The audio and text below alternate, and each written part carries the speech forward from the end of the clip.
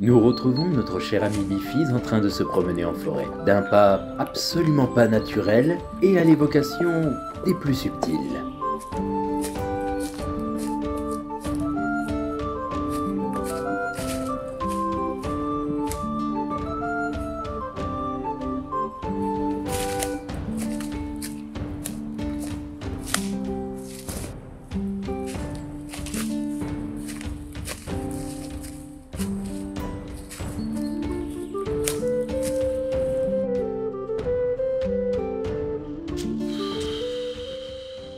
Eh ben, je regrette pas du tout d'être sorti de chez moi pour aller me perdre dehors, pour me demander ce que je fous et ensuite rentrer chez moi. Encore faudrait savoir par où je suis venu. Oh oh oh, bonjour cher confrère. Bonjour. Mais non, je suis Merlu. Comme le poisson. Mais non, comme le sorcier enchanteur. Pourquoi tout le monde me confond avec ce poisson? Et quel est donc cet accoutrement, cher confrère? Quoi? La dernière collection de chez Célio. De c'est qui? Non, Célio. C'est qui? Non, Célio. De c'est qui? Non, Célio. Mais c'est qui, Célio? Bon, peu importe. Vous faites quoi ici, là? Eh bien comme vous, cher confrère. Mais pourquoi vous m'appelez confrère? Ah bah, si quand même. Si. Bon, non. Ah non, mais moi je suis pas d'ici, hein. À la base, je venais juste me balader. Ah, donc j'avais raison. Bah non, en quoi vous avez Vous êtes perdu. Ah oui, ça oui. Oh là là, vous perdez le sens de l'orientation, mon cher confrère. Bon bref, alors qu'est-ce que vous faites là? Eh bien, je vous l'ai dit, comme vous.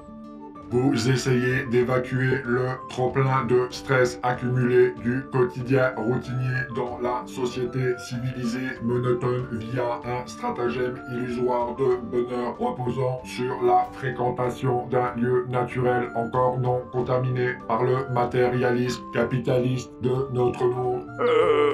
Non. Ah? Enfin, si. Ah? Mais bon, pour les besoins de la vidéo, on va dire que je joue aux cartes Magic. Ah d'accord. Attendez, quoi? Ah, comme vous êtes naïf, mon jeune ami, je connais cet endroit comme ma poche. Vous êtes en aube, hein. Oui, et... Vous avez pas de poche.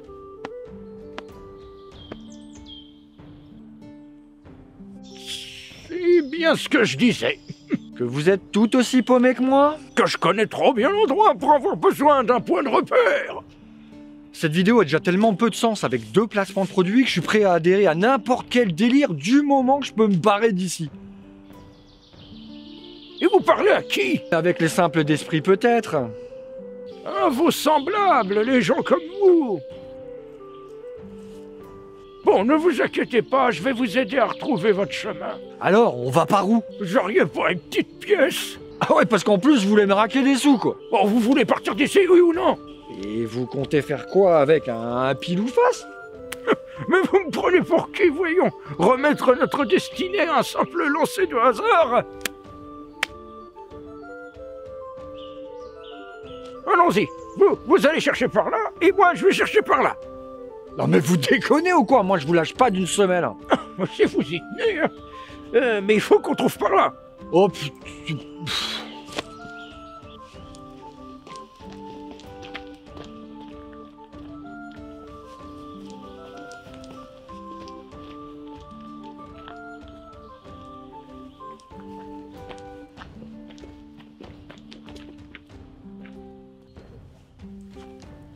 Mais dites, vous savez pas où vous allez là? Si. Non, vous êtes complètement paumé. Ah non, je suis assurément Merlu. Et vous, comment vous vous êtes retrouvé ici? J'ai peut-être quelque chose qui vous permettrait de repartir d'ici l'esprit tranquille. Que diriez-vous de découvrir d'incroyables légendes? Fantastiques, pleines de surprises inattendues. Et bien françaises, bien de chez nous.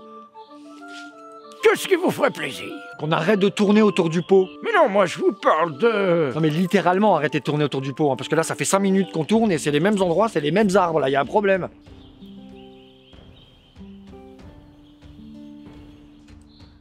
Oh, très bien.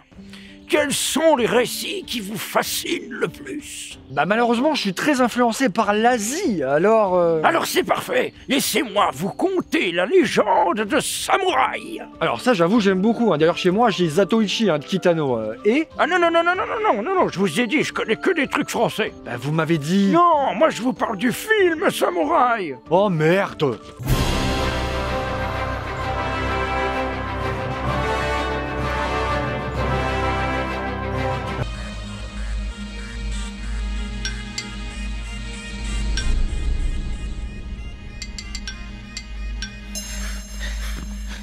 Oh, je sens que ça va être mortel.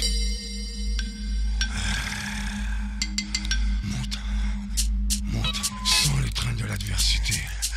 À l'époque des samouraïs, régnait au Japon un démon nommé Chojin Kodeni. De nos jours, le commissaire Morio Fujiwara traque cet être démoniaque qui semble immortel. Kodeni est devenu le très puissant maître d'une multinationale spécialisée dans les jeux vidéo de combat, dont Dark Bushido, qui aurait des fonctionnalités meurtrières. Kodeshi choisit comme cible de sa malédiction Akemi, la fille unique du commissaire, qui réside à Paris. Afin de contrecarrer les plans de Kodeni, Morio doit faire équipe avec Marco, un jeune banlieusard habitué des salles de sport et amoureux d'Akemi, et Nadir, son meilleur ami. Samouraï est un film français sorti en 2002 et réalisé par Giordano Gederlini. Ah, effectivement, c'est incroyable. Hein. Ne vous l'avais-je pas dit? Incroyablement mauvais. Ben, vous vouliez des samouraïs? Ça fait longtemps que vous n'avez pas vu de samouraï? Je vois pas ce qui vous dérange. Il y a des Asiatiques qui se battent avec des sabres, des katanas, des... Je sais pas comment vous appelez vos épées, là. Et c'est ce sur quoi on se centre tout le long du film. Le film fut extrêmement mal accueilli par la critique et les spectateurs à sa sortie. Le film est présent dans la liste des pires films de tous les temps d'Allociné et même Nanarland lui aura consacré une chronique entière. L'aspect fantastique du film est bien plus chaotique et en rien immersif. Et les effets spéciaux sont dérangeants et mention spéciale aux scènes de jeux vidéo dignes d'une contrefaçon de la PlayStation 2. Et les scènes d'action sont soporifiques, tout s'enchaîne et n'a ni queue ni tête. Et le pire, c'est le jeu des acteurs. Ah, parce qu'il y a un jeu en plus du jeu vidéo? Non, pas un jeu vidéo, leur jeu d'acteurs, dans lequel d'ailleurs il n'y a aucune intention. Hein. Tu sens bien qu'ils avaient absolument pas envie d'être là, à part peut-être Saïd Serrari. Ah bah au moins il y en a un qui essaye. Ah non, hein, c'est pas qu'il essaye, hein, ou alors c'est qu'il essaie de saboter le film. Franchement, il est en roue libre totale. Alors, mal dirigé ou pas dirigé du tout, hein, mais franchement, c'est un calvaire à le regarder. À un tel point que Jar Jar Binks, c'est ton voisin sympathique d'à côté. Le film est un ramassis de clichés malaisants sur toutes les ethnies, au travers de dialogues insipides, dans une intrigue aussi passionnante que la dernière partie de Scrabble chez Papy Mamie. La majorité des acteurs principaux sont presque inconnus au bataillon, au point où même les rôles secondaires comme Omar Sy sont plus notables. On en regretterait presque Gamer avec Ariel Dombal et Saïd Tegmaoui. Ah bah vous voyez, il y a du bon dans ce que vous dites. J'ai dit presque, hein. Ou encore un Saïd ou... Attention à ce que vous allez dire. Un autre Saïd qu'au moins on ne retrouvera pas dans les Dalton, contrairement à Serrari. Nos héros affrontent quand même un démon surpuissant qu'ils battent grâce au pouvoir du jeu vidéo. Ouais, c'est pas faux. Bon, vous connaissez Merlin? Oui, c'est sûr que c'est pas vous. Oui, bon, ça va, hein. C'est bon. Alors, laissez-moi vous conter la légende d'un lieu qui lui est rattaché et où ont lieu des meurtres sanglants. C'est quand même pas...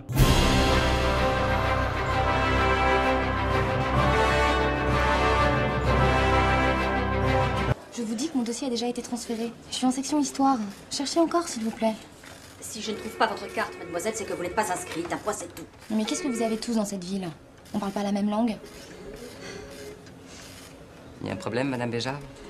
Bonjour, Erwan. Non, mademoiselle prétend que nous avons perdu sa carte d'étudiante.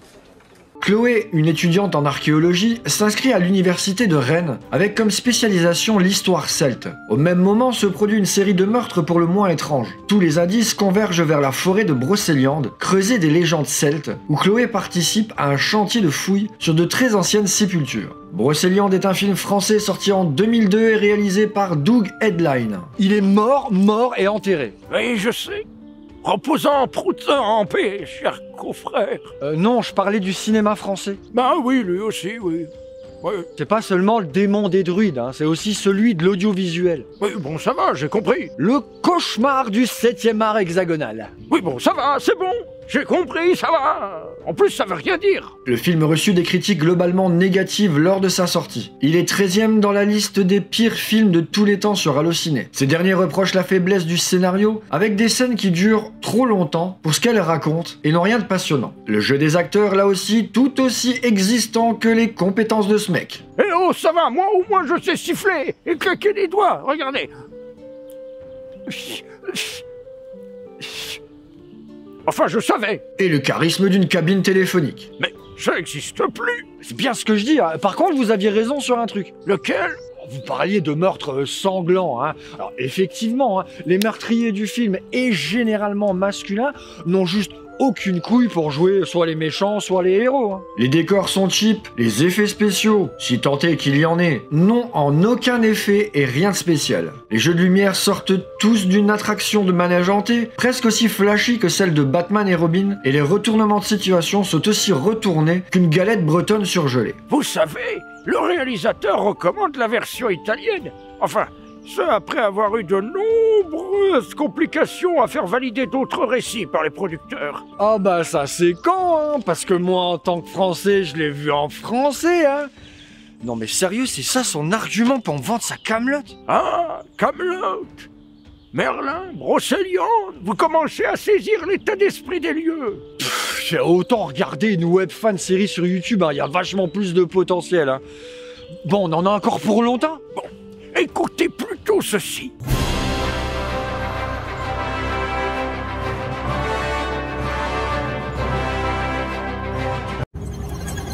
Chat noir à 200 mètres.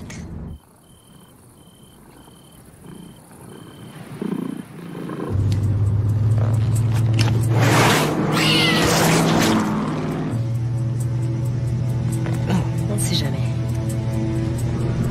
Un commando d'élite au service du gouvernement français est chargé de combattre ghouls, vampires et autres créatures démoniaques menace un couvent de religieuses dans leur dernière mission. Les squads composés d'un agent gouvernemental, d'une drag queen experte en explosifs, une mutante préado muette télépathe et la leaduse Mallory. Et tous vont se retrouver en fâcheuse posture. Des individus masqués apparemment invulnérables cherchent à s'en prendre au nouveau pape et tenter de créer l'apocalypse, et c'est donc à Mallory et son équipe de les en empêcher. Bloody Mallory est un film français sorti en 2002 et réalisé par Julian Magna. Non mais sérieux, respectez-moi un peu. Oh bah quoi? Une héroïne badass avec une équipe haute en couleur qui combat des démons, ça vous tente pas? C'est quand même mieux que Brocéliande. Alors effectivement c'est mieux, hein, mais ça existait déjà en encore mieux. Ah bon? Surprenez-moi. Oh bah dans un format du genre série horreur fantasy avec de l'action, des personnages attachants et charismatiques, des intrigues prenantes et juste ce qu'il faut comme dose d'humour par-dessus, ça s'appelle Buffy contre les vampires. Ah!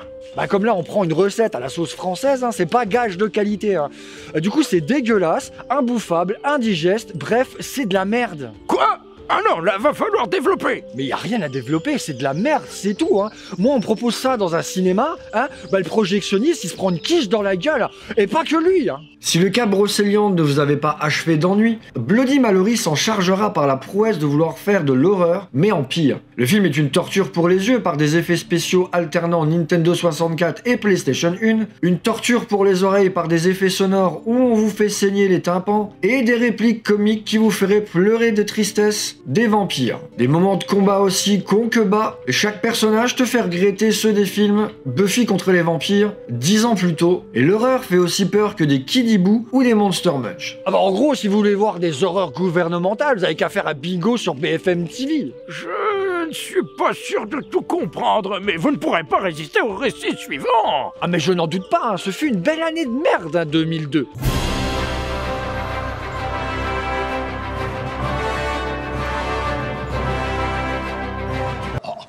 Cette question. Il n'y avait que Belmont qui connaissait les secrets de la fusion. De la mort de Belmont, t'as bien une petite idée. Ah, ça c'est la grande comédie de la vie, hein. Belmont a réussi par le feu, et a péri par le feu. Ton patron se déplaçait jamais sans ses gardes du corps. Il avait autre chose à craindre que des fantômes, non? C'est vrai. hein? En l'an 1830 à Paris, le détective Eugène François Vidocq disparaît dans le puits en flammes d'une soufflerie de verre alors qu'il est sur le point d'appréhender un individu se faisant appeler l'alchimiste. Suite à cet événement, Étienne Boissé, journaliste de province, prétendu comme le biographe officiel de Vidocq, reprend les investigations de ce dernier pour découvrir qu'il enquêtait en fait sur un triple meurtre dont il va tenter de remonter la piste. Vidocq est un film français sorti en 2001 et réalisé par Pitof. Vous êtes sérieux? Mais non, je suis Merlu. Je me suis dit qu'un petit film énigmatique à enquête, ça vous plairait peut-être plus. Mais c'est le mec qui a réalisé Catwoman. Ah bon?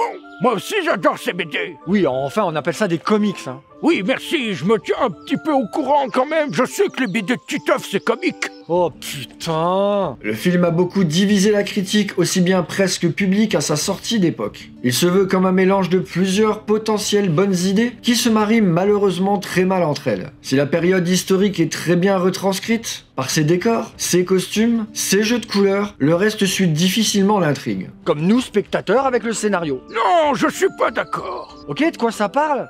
Qu'est-ce que vous avez compris? Non, j'ai pas écouté, j'avoue. Évidemment, ça m'aurait étonné. Mais le film a reçu des récompenses pour ses idées et ses tentatives créatives. Oui, alors ça veut tout et rien dire. Vidocq se vante d'être le premier film en France et dans le monde sur le plan technique à avoir entièrement été tourné avec une caméra numérique haute définition à 24 images secondes, sans pellicule, un an avant le deuxième épisode de la prélogie de Star Wars. Seulement, c'est sur le plan scénaristique que celui-ci pêche, et pas que. Le visuel est certes visionnaire dans son sens, mais est très mal monté pour une vraie mise en valeur. Les gros plans sont plus dérangeants que dans Bloody Mallory. Les effets qu'ils se veulent spéciaux en numérique en 3D donnent la gerbe, en plus de couleurs qui bavent. Ah bah je croyais que c'était une bonne chose, moi. C'est agressif, hein. Le tout mélangé est abominable. Comme l'homme des neiges. Vous voyez un bol? Non.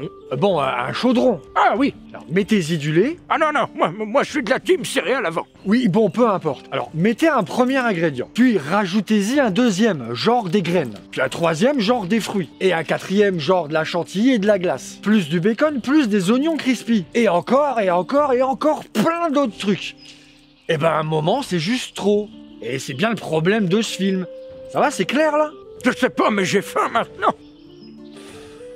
À l'exception de Depardieu, les acteurs ne semblent pas être dirigés. Canet se serait apparemment peu entendu avec son partenaire. La révélation autour de son personnage est insensée. Pour ne pas être impossible, la faute à une intrigue enchaînant flashback sur flashback, ce qui aurait tendance à perdre le public. La mise en scène serait bancale tout au long du déroulé, avec des éléments de réponse aussi tordus qu'un ficello. Non mais sans déconner, hein, moi aussi j'aime bien être surpris au moment de la révélation finale d'une enquête. Hein. Mais franchement là, même moi je trouve que c'est tiré par les cheveux. Quoi? Ah non, rien. Ah tenez, voici par là. C'est lui votre addict qui peut m'indiquer comment on peut sortir d'ici. Demandez-lui. Pardon? Bonjour, oui, je cherche. Bonjour. Oui, je cherche. Hey, si cette vidéo vous a plu, n'hésitez pas à liker, commenter, partager. Abonnez-vous pour le référencement de la chaîne. Et si vous voulez nous soutenir financièrement, n'hésitez pas à appuyer sur le bouton rejoindre ou le Tipeee.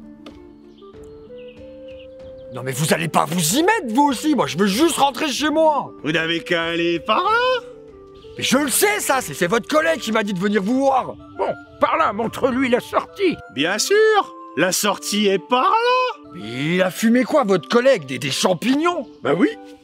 Je les ai trouvés à l'orée du bois, juste avant la ville. Mais où ça? Comme je vous l'ai dit, par ici la sortie. Oh putain, c'est bon, je me casse. Bah, Attendez, voyageurs.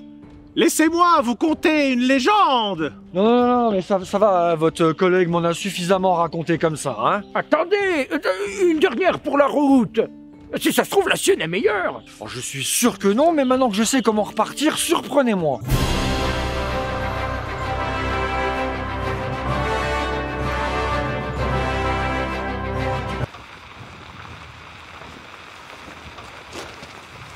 Une future glorieuse victoire pour Caius Julius César, proconsul de la Gaule transalpine. Pour le moment. Une victoire sur les Bretons ne me rapproche pas de mon triomphe à Rome, et ne rapproche pas Rome du gouvernement qu'elle doit avoir. Jules César, roi des Romains. Nous sommes en 58 avant Jésus-Christ, et l'empereur César à la tête de ses légions romaines compte envahir la Gaule. Refusant de se soumettre à César, Celtil, chef de la tribu des Arvernes, est brûlé publiquement sous les yeux de son jeune fils Vercingétorix. Entraîné par une druidesse guerrière au pouvoir magique, au maniement de l'épée, Vercingétorix cherchera à se venger de l'envahisseur tout en tentant d'unir les différentes tribus gauloises qui n'ont pas pactisé avec l'ennemi. Vercingétorix est un film français sorti en 2001 et réalisé par Jacques Dorfman. Et voilà, je le savais. Et ça le surprend. Justement non, et je connais cette histoire.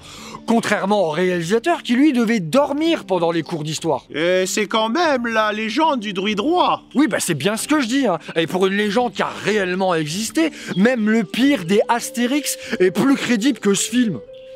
On dit pas une astérisque? Rejeté massivement par la critique et ignoré par le public, le film est remarqué pour l'ensemble de ses défauts qui lui valent notamment la qualification de série Z hypertrophiée. D'une nullité sans nom, il est d'une telle nullité que sur tous les plans de la réalisation, on le compare à Braveheart raté ou encore à Gladiateur du pauvre. Une réputation qui ferait passer Jeanne d'Arc de Luc Besson pour une vraie leçon d'histoire. Alors non seulement on verra jamais Christophe Lambert avec sa moustache de warrior là accomplir une action druide, parce qu'en fait il passera plus son temps à se balader avec un air mono voire non expressif, au milieu de figurants habillés chez Jour de Fête, pendant que César tape la bavette avec ses hommes dans un discours encore plus ennuyant que Brocéliande, pendant qu'il n'y ait absolument aucune menace. Des tentatives comiques involontaires et par moments anachroniques, des scènes d'affrontement sans le grandiose des batailles d'antan avec trop peu de monde pour représenter deux armées ennemies, de longs moments de solitude à rendre rentables des séances chez le psy, des faux raccords à enseigner en cours de cinéma afin de ne pas les reproduire, bref, un désastre total et totalement affligeant qui vous donnera plus envie de revoir des séries comme Rome ou Kaamelott pour passer un meilleur moment en termes de péplum. Mais le film recevra 3 bidets d'or en 2001.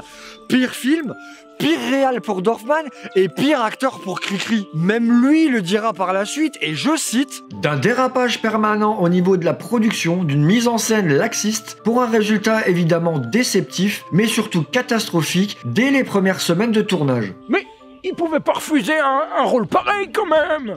Eh ben il aurait peut-être dû, comme ça il aurait été plus regardant et plus sélectif sur ses choix. Bon allez, sur ce, je me casse. Si vous repassez dans le coin, n'hésitez pas surtout. Un renseignement n'engage à rien. Ouais, c'est ça, comptez là-dessus.